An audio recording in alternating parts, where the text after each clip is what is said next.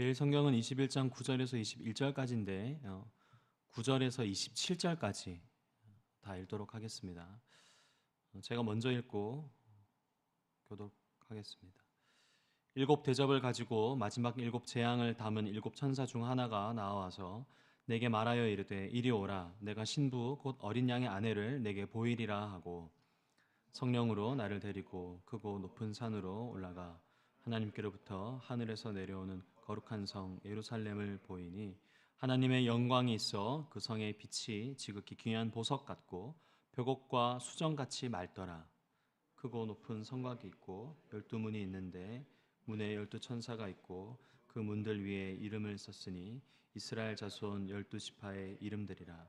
동쪽의 세 문, 북쪽의 세 문, 남쪽의 세 문, 서쪽의 세 문이니 그 성의 성곽에는 12기초석이 있고 그 위에는 어린 양의 12사도의 12이름이 있더라. 내게 말하는 자가 그 성과 그 문들과 성곽을 측량하려고 금 갈대자를 가졌더라. 그 성은 네모가 반듯하여 길이와 너비가 같은지라. 그 갈대자로 그 성을 측량하니 12,000스타리온이요 길이와 너비와 높이가 같더라. 그 성곽을 측량함에 144규빗이니 사람의 측량 곧 천사의 측량이라. 그 성곽은 벽옥으로 쌓였고 그 성은 정금인데 맑은 유리 같더라. 그 성의 성곽의 기초석은 각색 보석으로 꾸몄는데 첫째 기초석은 벽옥이요 둘째는 남보석이요 셋째는 옥수요 넷째는 녹보석이요 다섯째는 홍만호요 여섯째는 홍보석이요 일곱째는 황옥이요 여덟째는 녹옷이요 아홉째는 담황옥이요 열째는 비치옥이요 열한째는 청옥이요 열두째는 자수정이라. 그 12문은 12진주니 각 문마다 한 개의 진주로 되어 있고 성의 길은 맑은 유리 같은 정금이더라. 성 안에서 내가 성전을 보지 이는 주 하나님 곧 전능하신 이와 및 어린 양이 그 성전이 그 성은 해나 달의 비침이 쓸데없으니 이는 하나님의 영광이 비치고 어린 양이 그 등불이 되심이라. 만국이 그 빛 가운데로 다니고 땅의 왕들이 자기 영광을 가지고 그리로 들어가리라. 낮에 성문들을 도무지 닫지 아니하리니 거기에는 밤이 없음이라. 사람들이 만국의 영광과 존귀를 가지고 그리로 함께 읽겠습니다. 무엇이든지 속된 것이나 가증한 일 또는 거짓말하는 자는 결코 그리로 들어가지 못하되 오직 어린 양의 생명책에 기록된 자들만 들어가리라. 아멘.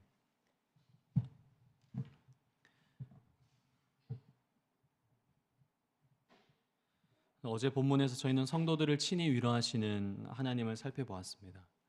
우리의 모든 눈물을 닦아주시고 다시는 사망과 고통을 겪게 하지 않으시는 그 하나님과 함께하는 날을 소망하고 고대하게 됐는데요. 오늘 본문 9절에서는 일곱 대접을 가진 천사가 다시 나타나서 무엇을 보여준다고 합니까? 어린 양의 신부를 보여준다고 합니다. 그렇게 말함으로써 우리의 시선이 하나님에게서 어디로 자연스럽게 옮겨지냐면 어린 양의 신부로 이동하게 되죠.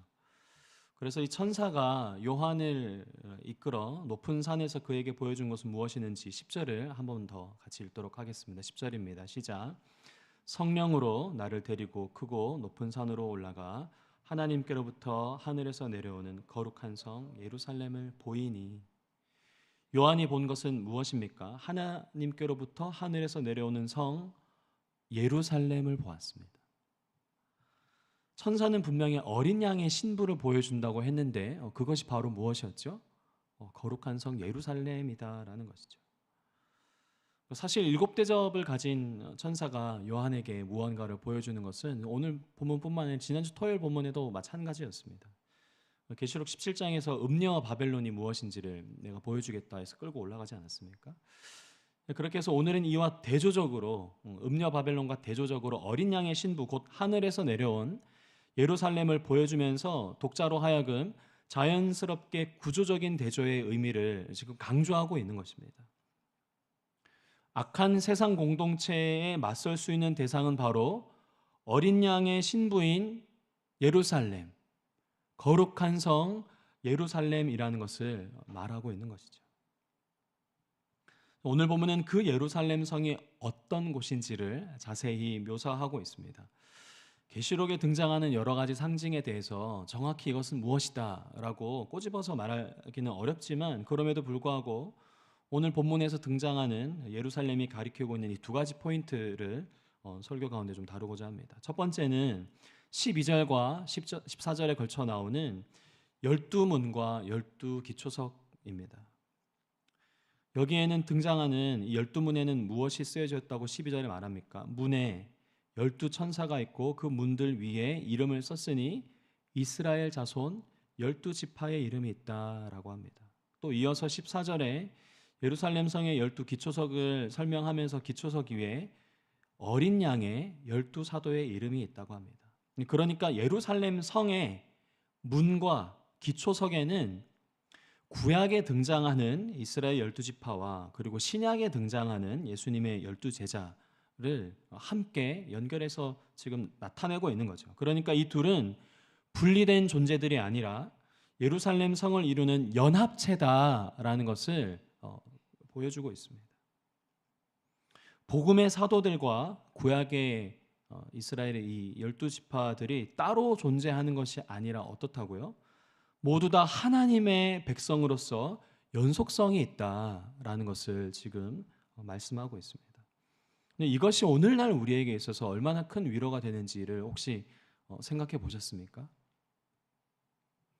하나님은 창세 전부터 지금까지의 역사 가운데 한 번도 당신의 백성을, 우리를 놓지 않으셨다는 것입니다. 우리를 향하신 계획을 처음부터 끝까지 끊임없이 성취하면서 이루어 가시는 분이 바로 우리의 하나님이시다라는 것을 말씀하고 있는 것이죠. 비록 죄와 세상의 유혹 속에서 우리 자신이 넘어지고 실패할지라도 그리스도 안에 있는 모든 자들을 새롭게 하시고 친히 인도하사 마침내 거룩한 성 예루살렘에 들어가게 하시는 이가 바로 하나님이시다라는 것을 12절과 14절을 통해서 말씀하고 있는 것입니다. 또 하나의 포인트는 22절과 25절인데 22절을 함께 읽도록 하겠습니다. 시작. 성 안에서 내가 성전을 보지 못하였으니 이는 주 하나님 곧 전능하신 이와 및 어린 양이 그 성전이심이라. 이 장면은 가히 충격적입니다. 왜냐하면 예루살렘 성 안에 무엇이 없기 때문이죠? 성전이 없습니다. 이제껏 구약과 신약에서 가장 중요하게 여겼던 우선순위의 장소가 무엇이었습니까? 성전이었죠. 그런데 그 성전이 이 예루살렘 성에는 보이지 않는다고 합니다. 그 이유를 22절 후반절에서는 뭐라고 하죠? 하나님과 어린 양이 친히 성전이 되시기 때문이다. 그래서 이제 성전은 장소적 개념이 아니라 무엇으로 완전히 바뀐 것입니까? 관계적 개념으로 바뀐 것입니다.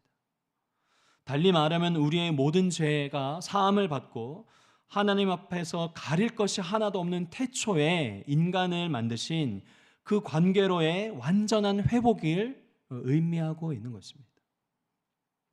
근데 이것은 계시록에서만 특별히 등장한 주제는 아닙니다. 사도 바울도 고린도 후서에서 이와 비슷한 이야기를 했는데요. 고린도 후서 3장 16절 18절 제가 읽겠습니다. 그러나 언제든지 주께로 돌아가면 그 수건이 벗겨지리라. 주는 영이시니 주의 영이 계신 곳에는 자유가 있느니라. 우리가 다 수건을 벗은 얼굴로 거울을 보는 것 같이 주의 영광을 보매 그와 같은 형상으로 변화하여 영광에서 영광에 이르니 곧 주의 영으로 말미암음이니라.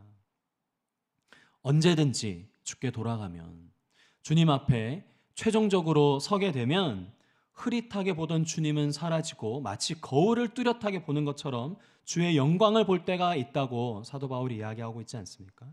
오늘 본문 22절의 말씀을 따르면 그 이유가 뭐냐? 그 이유는 하나님과 어린 양이 성전 자체가 되시기 때문이다라는 것이죠. 관계의 완전한 회복이 이럴 때만 이루어지는 일입니다. 이 날이 너무 고대되지 않습니까?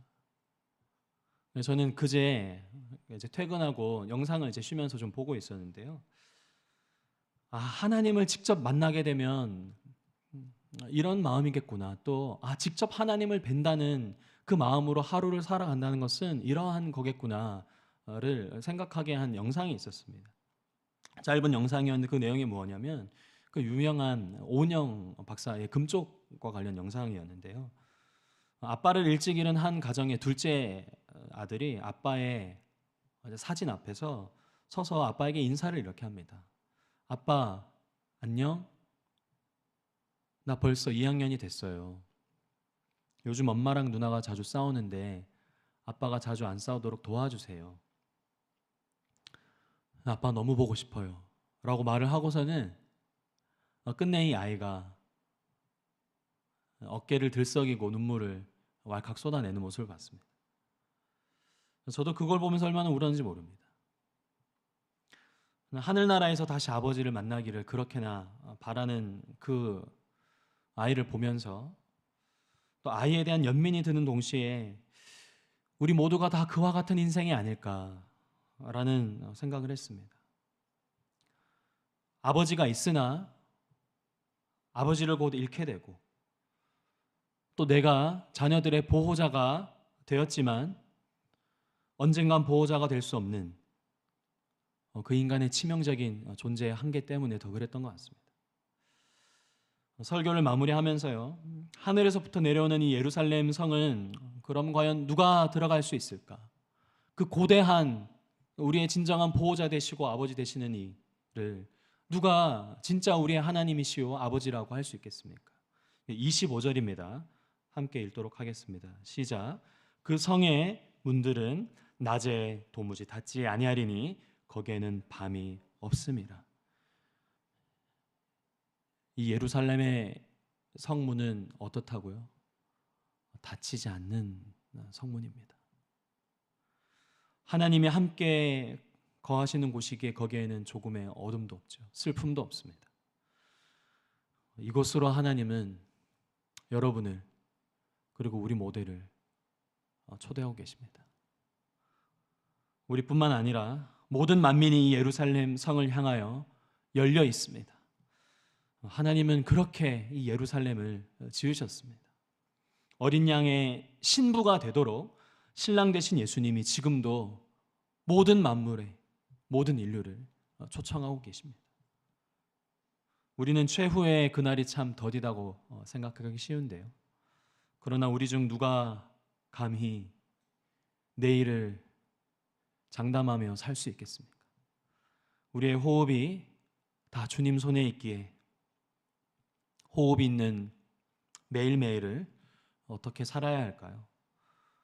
베드로후서 3장 9절입니다. 제가 읽겠습니다. 주의 약속은 어떤 이들이 더디다고 생각하는 것 같이 더딘 것이 아니라 오직 주께서는 너희를 대하여 오래 참으사 아무도 멸망하지 아니하고 다 회개하기에 이르기를 원하시느니라. 아멘. 아무도 멸망하지 아니하고 다 죄로부터 회개하여 영생을 얻기 원하시는 그 하나님께로 잃어버린 양들을 인도하는 것이 우리가 매일 살아가는 그 존재의 이유인 줄 믿으시길 바랍니다.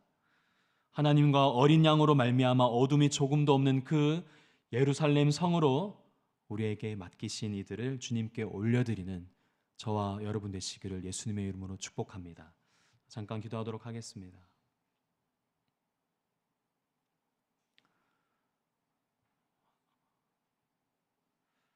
하나님 아버지, 하나님이 우리의 참된 보호자 되시기에 우리의 인생이 때로는 외롭고 또 삶의 무게가 우리의 마음과 영혼을 짓눌러도 다시 그 보호자 되시는 아버지의 손을 붙잡고 일어날 수 있음에 참 감사드립니다. 그 아버지를 가릴 것 없이 만나게 된 그 최후의 날을 고대하며 소망하오니 그 나라 가기까지 비록 우리가 실족할지라도 주님 다시 일으켜 세우시고 다시 인도하사 우리에게 맡기신 영혼들과 함께 주님을 뵙는 귀한 인생들 되게 하여 주시옵소서. 특별히 우리에게 맡기신 잃어버린 양들을 위해서 기도합니다. 호흡이 닿는 그날까지 우리는 은혜로 그 예루살렘 성으로 초대되었는데 하나님이 찾으시는 한 영혼들을 주님 우리가 마음에 품게 하시고 이들과 함께 주님을 찬양하고 예배하는 그 날의 쓰임이 우리 인생의 쓰임이 될 수 있도록 우리를 사용하여 주시옵소서. 그렇게 하실 주님께 감사드리며 예수님의 이름으로 기도드립니다. 아멘. 말씀을 기억하면서 두 가지 제목으로 함께 기도하길 원합니다. 먼저는 우리 자신을 위해서 기도할 때 주님, 최후의 그날까지 걸어가는 그 인생의 여정이 참 고됩니다. 그렇지만 문을 닫지 아니하시는 그곳으로 우리를 초대하시는 그 주님을 붙잡고 다시 일어서는 저가 되게 하여 주시옵소서. 그렇게 우리 자신을 위해서 기도하시고, 두 번째는 맡기신 영혼들을 위해서 함께 기도하기를 원합니다. 가족과 친지들 또 친구들 또는 직장 동료나 우리에게 허락하신 영혼들 가운데 주님, 정말 예수 그리스도가 필요한 이 영혼이실 텐데 주님 이들에게 친히 역사하시옵소서. 주님 만나 주시옵소서. 우리 두 가지 기도 제목으로 함께 기도하시고 개인 기도로 하나님께 나아가도록 하겠습니다. 함께 기도하겠습니다.